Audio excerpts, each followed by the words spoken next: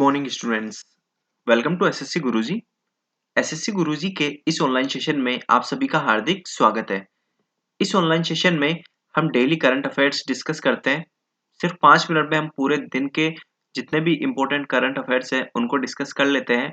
तो जिन लोगों ने अभी तक चैनल को सब्सक्राइब नहीं किया वो प्लीज चैनल को सब्सक्राइब कर दीजिए और अपने सभी फ्रेंड्स में शेयर कर दीजिए।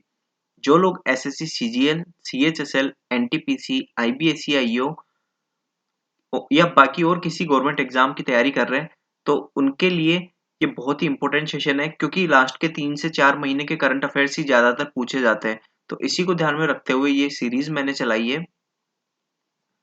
तो आइए बात करते हैं आज के मोटिवेशनल कोट से। If the plan doesn't work, change the plan but never the goal. अगर आपने कोई एक गोल अपने चुन लिया कि हाँ मुझे यही करना है, जैसे कि आपने एसएससी चुन लिया कि आपको एसएससी करना है, तो गोल चुनने से पहले आप 1000 बार सोचिए। लेकिन जब आपने गोल चुन लिया उसके बाद उसी पे कार्यरत रहिए। आप अपने पथ से विचलित मत होइए, अपना माइंड डाइवर्ट मत करिए। और फिर भी आपको अगर रिजल्ट नहीं मिल रहा तो आप स्ट्रेटजी चेंज कर सकते हैं। फॉर एन एग्जाम्पल, जैसे मैं आपको डेली करंट अफेयर्स पढ़ाता हूँ, यहाँ पे वन लाइनर हमारे करंट अफेयर्स होते हैं, बट स्टिल आपको याद नहीं रह रहे तो आप क्या कर सकते हैं, आप लिख के याद कर सकते हैं। आप जो भी इम्पोर्टेंट है 10 में से भी 4-5 इंपॉर्टेंट होते हैं जो मैं एक्स्ट्रा उस पे एम्फेसिस करता हूँ, तो आप वो नोट डाउन कर लीजिए। वो नोट डाउन करने से शायद आपके और अच्छे से याद हो सके। मैथ्स में आपके मार्क्स नहीं आ रहे तो आप दूसरी तरीके से आप ट्राई कीजिए, पेपर पेपर और दीजिए, प्रैक्टिस और कीजिए, कंसेप्ट्स अपने स्ट्रॉन्ग करिए। तो आप बहुत सारी स्ट्रेटजी है वो चेंज कर सकते हैं। बात करते हैं आज के करंट अफेयर्स की।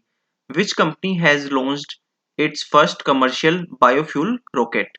किस कंपनी ने अपना पहला वाणिज्यिक जैव ईंधन रॉकेट लॉन्च किया है? तो उस कंपनी का नाम है ब्लू शिफ्ट। ब्लू शिफ्ट नामक कंपनी ने अपना पहला वाणिज्यिक जैव ईंधन रॉकेट लॉन्च किया है। Which union minister inaugurated the light combat aircraft LCA Tejas second production line of Hindustan aeronautics limited in Bangalore. किस केंद्रीय मंत्री द्वारा बेंगलोर में स्थित हिंदुस्तान एरोनॉटिक्स लिमिटेड की लाइट कॉम्बैट एयरक्राफ्ट तेजस दूसरी प्रोडक्शन लाइन का उद्घाटन किया गया? तो इसका आंसर है राजनाथ सिंह। राजनाथ सिंह जी ने इसका उद्घाटन किया है। According to the World Chess Federation, which state has 24 Grandmaster alone in India till December 2020? World chess federation के अनुसार दिसंबर 2020 तक भारत में किस राज्य से अकेले 24 ग्रैंड मास्टर हैं? तो इसका आंसर है तमिलनाडु। तमिलनाडु से सबसे ज्यादा अभी तक भारत में केवल इसी राज्य से, अकेले राज्य से 24 ग्रैंड मास्टर हुए हैं अभी तक। Who has been honored with alert being icon award? Alert being icon award से किसे सम्मानित किया गया है? तो इनका नाम है AR रहमान। AR रहमान जी को अलर्ट बीइंग आइकन अवार्ड से सम्मानित किया गया है। Amazon founder Jeff Bezos has announced his decision to step down as CEO. Who will be replaced as CEO? Amazon के फाउंडर जेफ बेजोस ने CEO पद छोड़ने की घोषणा की है। उनकी जगह किसको CEO की जिम्मेदारी दी जाएगी? तो इनका नाम है एंडी जेसी।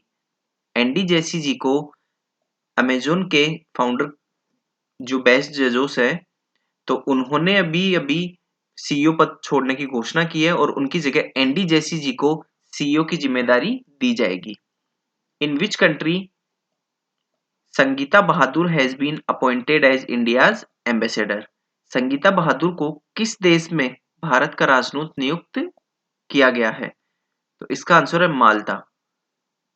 माल्टा देश में संगीता बहादुर को भारत का राजदूत नियुक्त किया गया है। Which country is out of the Colombo terminal project. कौन सा देश कोलंबो टर्मिनल परियोजना से बाहर हो गया है? तो भारत देश कोलंबो टर्मिनल परियोजना से बाहर हो गया है।